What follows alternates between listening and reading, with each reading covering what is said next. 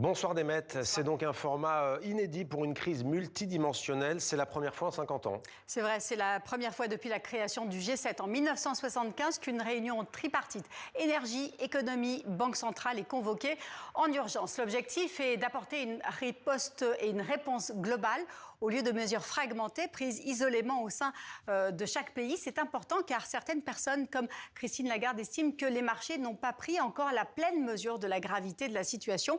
Et pour le moment, les marchés naviguent à vue. Le baril de Brent a franchi aujourd'hui le seuil des 115 $, alors que la référence américaine, le WTI, a grimpé au-dessus de 100 $. Souvenez-vous, ces deux indices évoluaient plutôt autour des 60 $ le baril avant la guerre en Iran. J'imagine, Demet, que les perturbations liées aux hydrocarbures se répercutent dans un très grand nombre de secteurs. Oui, comme les métaux, comme les engrais ou encore le secteur de la chimie, partout les prix explosent.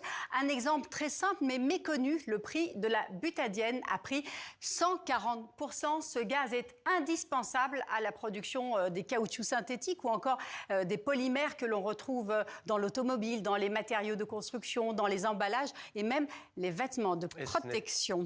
Les vêtements de protection, Demet, et ce n'est pas le seul gaz indispensable. Absolument. L'hélium qui sert à la fabrication des puces électroniques, 30 à 40% de sa production passe par le détroit d'Ormuz. Le Qatar en est le principal fournisseur, mais sa production a été arrêtée depuis que son usine de Ras El Hafn a été touchée par des frappes.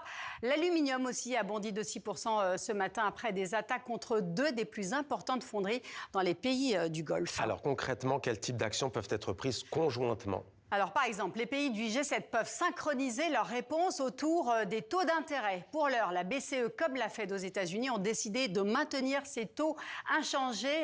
La partie n'est pas simple, hein. Il faut contenir l'inflation galopante qui commence à arriver, mais sans brider la croissance. Il y a aussi la possibilité de soutenir la liquidité.